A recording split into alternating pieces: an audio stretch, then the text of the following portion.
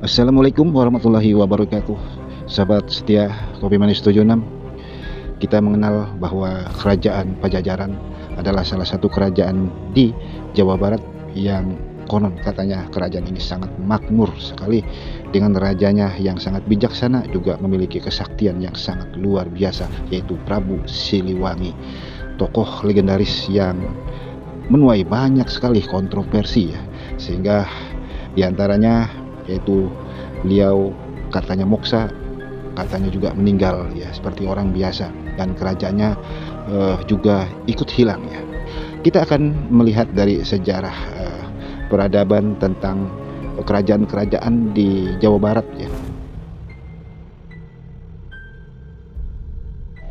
Kalau dari banyak sekali buku-buku sejarah ya tentang kehancuran dari kerajaan Pajajaran ini dikarenakan diserang oleh kerajaan Kesultanan Banten pada tahun 1579 Masehi ya. Kenapa kerajaan Banten bisa mengalahkan kerajaan Pajajaran yang begitu hebat dan sangat kokoh sekali ya kekuatannya? Konon katanya kerajaan Pajajaran memiliki sekitar 100.000 pasukan yang sangat gagah dan 40 pasukan gajahnya ya.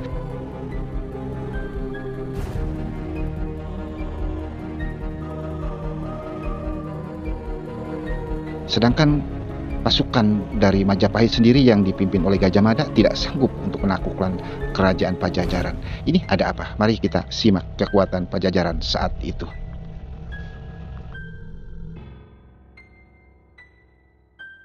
Pada saat berdirinya Kesultanan Cirebon ya, pada saat itu yang dipimpin oleh anak kandungnya sendiri, yaitu Pangeran Walangsungsang, dan cucunya yaitu Syarif Hidayatullah Sunan Gunung Jati ya, di Kesultanan Cirebon. Pada saat itu maka datanglah seorang utusan Mahapati Jagabayan.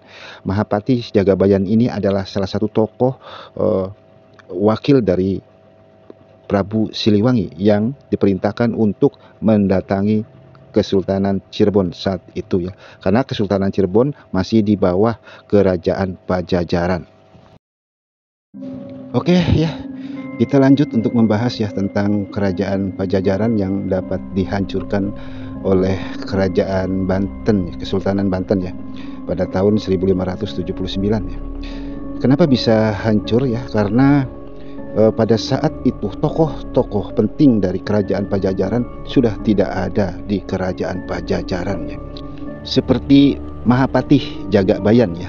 Mahapatih Pajajaran ini tidak kembali ke Pajajaran karena dia ingin belajar ilmu agama di Kesultanan Cirebon saat itu ya, dan beliau masuk Islam di Cirebon dan ingin mengabdi di kerajaan Kesultanan Cirebon.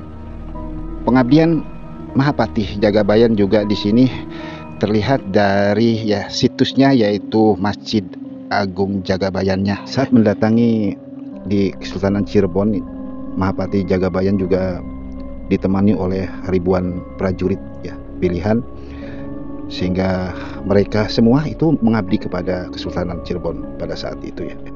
Yang kedua, ini pengaruh Islam pada saat itu sudah menyebar ke seluruh seantero tanah Pasundan ya, sehingga banyak puluhan ribu prajurit dari Pajajaran sendiri sudah banyak yang memeluk agama Islam pada saat itu. Juga ditinggalkan oleh Prabu Siliwangi yang mengembara untuk menenangkan hati dan mencari jati diri dari Prabu Siliwangi itu sendiri ya. Sehingga pada saat itu kerajaan